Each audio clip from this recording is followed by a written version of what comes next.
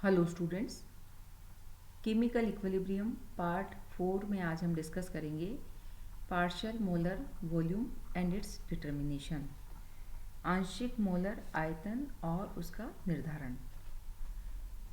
इससे पहले हमने पार्शियल मोलर क्वांटिटीज़ के बारे में डिस्कस किया था और हमने बताया था कि किसी भी कंपोनेंट I की पार्शियल मोलर क्वांटिटी उसके विशेष गुणधर्म के प्रतीक के ऊपर बार के द्वारा हम प्रदर्शित करते हैं।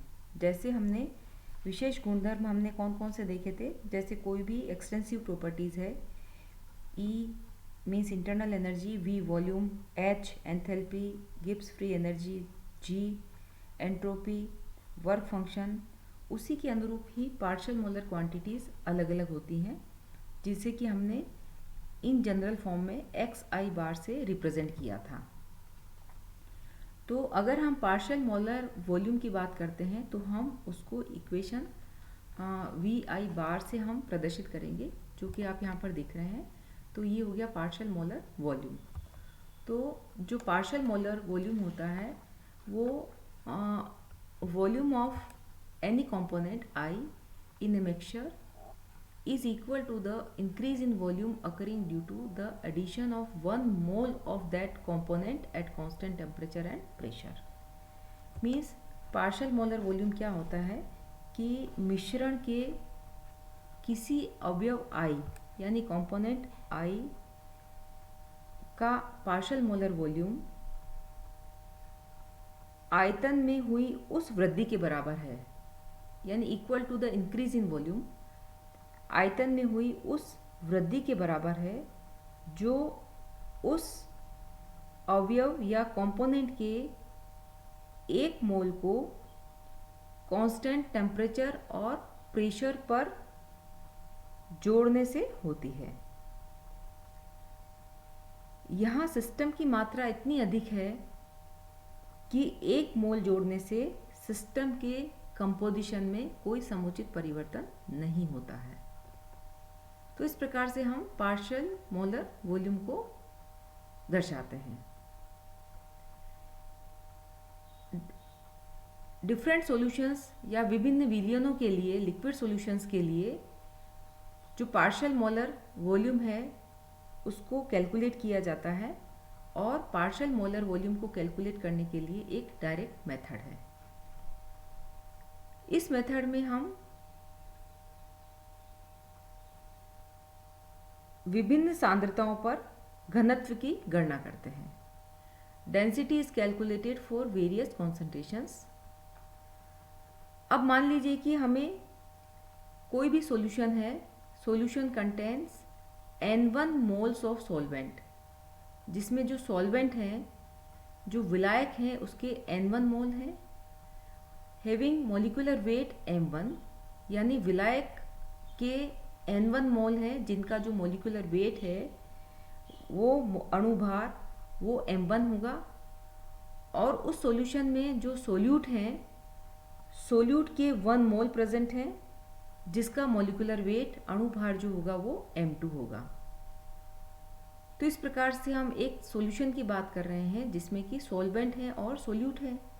सॉल्वेंट के N1 मोल और मॉलिक्यूलर वेट M1 होगा, और सोल्यूट के 1 मोल और मॉलिक्यूलर वेट M2 होगा। If the total volume of solution is V litre, यदि विलयन का कुल आयतन V लीटर है तो इसकी जो डेंसिटी है, घनत्व है, उसे हम निम्न समीकरण के द्वारा प्रदर्शित कर सकते हैं, एक्सप्रेस कर सकते हैं। तो देखिए ये डेंसिटी इक्वल टू ये, इस इक्वेशन से हम इसको एक्सप्रेस करेंगे। इसी इक्वेशन से हम N1 की वैल्यू फाइंड आउट करेंगे। इक्वेशन नंबर 1 में आप देख रहे हैं यहाँ पर, तो N1 की वैल्यू हमें इक्वेशन नंबर 1 से मिल जाएगी। इस इक्वेशन नंबर 1 को कांस्टेंट टेम्परेचर और प्रेशर पर हम अवकलित करेंगे, डिफरेंशिएट करेंगे। Differentiating it at constant temperature and pressure, तो हमें ये इक्वेशन प्राप्त होती है। अतः dV/dN1 की वैल्यू हमें ये इक्वेशन नंबर 2 में मिल जाती है। अब चूंकि dV/dN is related to constant quantity, जो मान dV/dN है वो स्थिर मात्रा से संबंधित है संगठन 2 के 1 मोल से,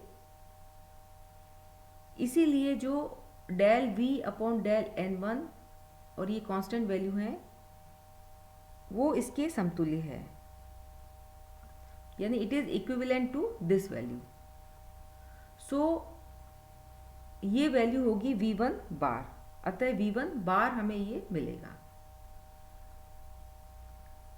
तो ये जो इक्वेशन नंबर 2 जो हमें मिलती है, तो इक्वेशन नंबर 2 कंपोजिशन 1 का पार्शियल मोलर वॉल्यूम देगा इन लीटर में। ये वैल्यू हमें पार्शियल मोलर वॉल्यूम यानी इन लीटर में ये वॉल्यूम देगा हमें कंपोनेंट 1 के लिए।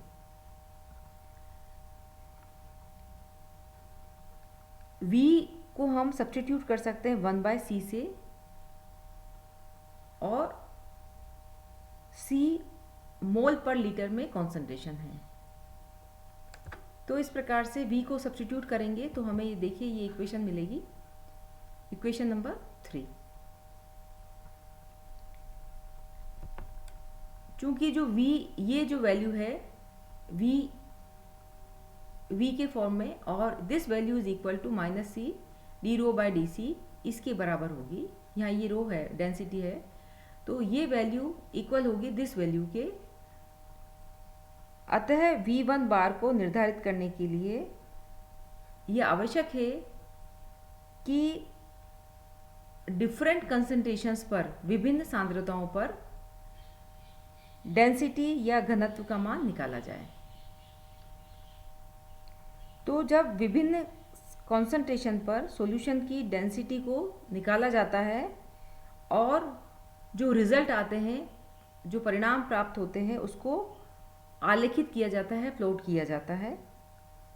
तो किसी भी पॉइंट पर इस रेखा का जो ढाल होगा, स्लोप होगा, उस लाइन का जो स्लोप होगा वो d/dc की वैल्यू देगा। यानी जो हमें ग्राफ आलेख प्राप्त होता है जिसको कि हम डिफरेंट कॉन्सेंट्रेशन पर डेंसिटी के साथ हम प्लॉट करते हैं, तो जो हमें लाइन प्राप्त होती है, तो किसी जो स्लोप हमें प्राप्त होता है, स्लोप के किसी भी पॉइंट पर d/dc की जो वैल्यू आएगी, किसी भी पॉइंट पर किस लाइन का जो स्लोप होगा वो d/dc की वैल्यू देता है, जिसको कि हम इक्वेशन नंबर 3 में डेंसिटी के साथ रखने पर कंपोनेंट या कंपोजिशन 1 का पार्शियल मोलर वॉल्यूम प्राप्त हो जाता है।